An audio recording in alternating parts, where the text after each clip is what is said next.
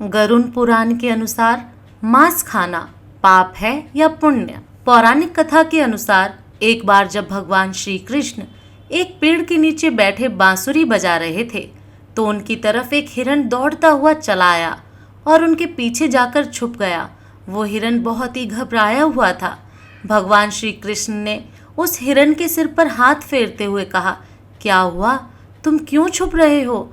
जितने में उस हिरण का पीछा करते हुए एक शिकारी भी वहां आ पहुंचा और बोला, यह मेरा शिकार है, इसे मुझे दे दो, इस पर मेरा अधिकार है।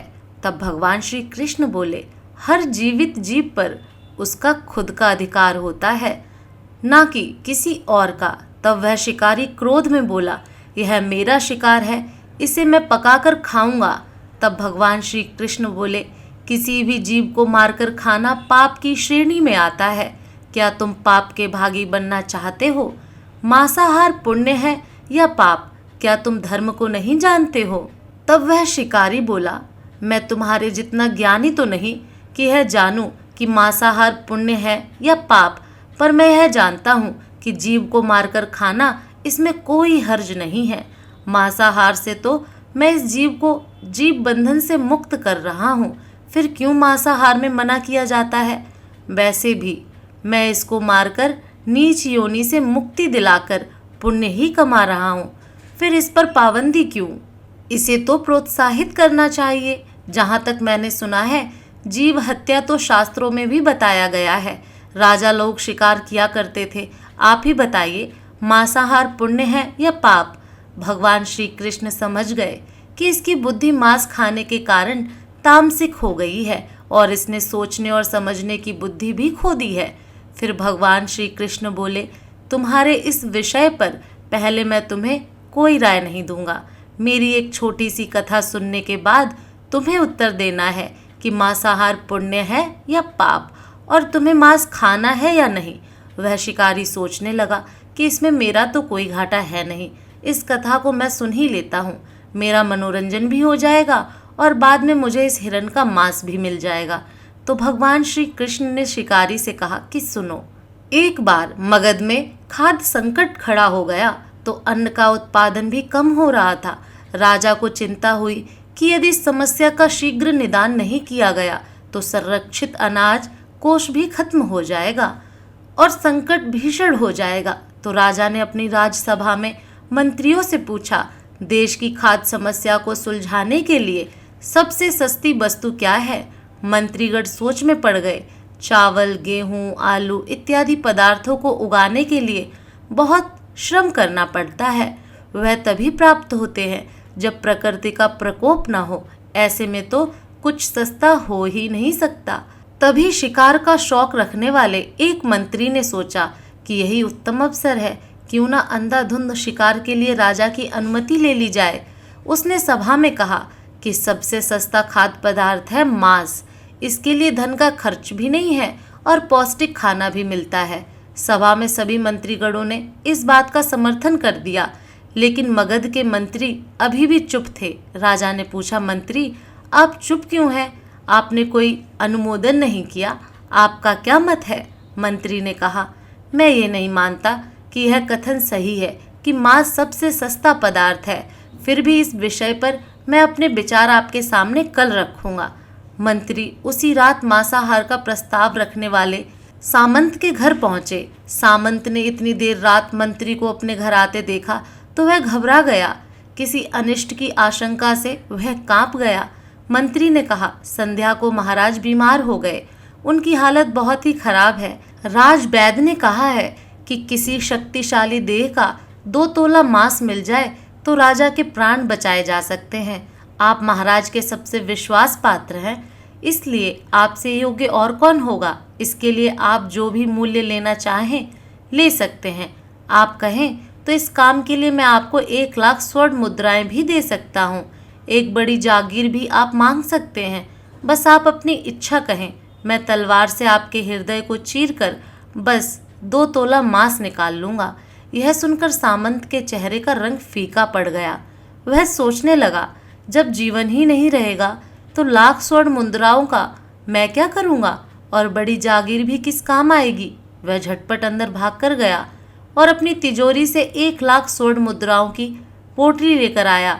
मुद्राएं देकर उसने मंत्री के पैर पकड़ लिए और गिड़गिड़ाते हुए बोला, मंत्री जी, मैं आपकी 1 लाख मुद्राओं में अपनी 1 लाख मुद्राएं और मिलाता हूँ। इन मुद्राओं से आप किसी और सामंत के हृदय का मांस खरीद लें, किंतु मुझे जाने दे, यह बात किसी और को पता न चले। मैं आपसे हाथ जोड़कर निवेदन करता हूँ। मंत्री जी यह सब समझ चुके थे। मंत्री सामंत को थोड़ी और मानसिक पीड़ा देना चाहते थे। मंत्री ने आगे कहा, सामंत, आप शरीर से बलवान हैं, आपकी कद काठी महाराज से मिलती जुलती है, इसलिए राजवैद्य ने खास तौर पर आपका ही नाम लिया है। आपके दान से हमारे अच्छे राजा की जिंदगी बच सकती है। आप कहें तो मैं आपको मंत्री का पद देने को तैयार हूँ और खुद आपका कर्मचारी बनकर रहूँगा, पर प्रजा से हमारे राजा न छीने। सामंत तो फंसता हुआ दिख रहा था। उसने शरीर पर अंग वस्त्र रखकर अपने जूते भी पहन लिए। जैसे ही वह वहाँ से भागने वाला था, वह तुरंत मंत्री के पैरों में लेट गया। उसने याचना की कि मंत्री जी, मैं इसके योग्य नहीं हूँ। जब प्राण ही नहीं रहेंगे तो मंत्री पद का या राजा का सिंहासन भी मिल जाए तो मैं उसका क्या करूँगा? आप चाहें तो मेरा सब कुछ ले लें, पर मेरे प्राण न लें। मैं अपना ये भवन और सारा धन आपको सौंपता हूँ। रातों रात राज्य से निकल जाऊँगा। इतना कहकर वह अपने घोड़े की ओर भागा और जैसे ही अपने घोड़े पर बैठने लगा और आवाज़ आई कि तुम तो जा रहे हो और तुम्हारे अपने परिवार को पीछे छोड़े जा रहे हो, सामंत बोला, मेरे अपने प्राण से प्रिय कुछ भी नहीं है। जब जीवन ही नहीं रहेगा तो कुटुंब का क्या करूँगा? जीवन रहा तो ऐसे ही सुखी रह लूँगा। इतना कहकर घोड़े पर छलांग लगाकर बैठ भी गया। वह अभी चलने को ही था कि मंत्री ने घोड़े की लगाम पकड़ ली। वह सामंत से बोला, भागने की जरूरत नहीं है, आप आराम से घर पर ही रहो, मैं किसी दूसरे सामंत के घर जाता हूँ। यह कहकर मंत्री वहाँ से चले गए।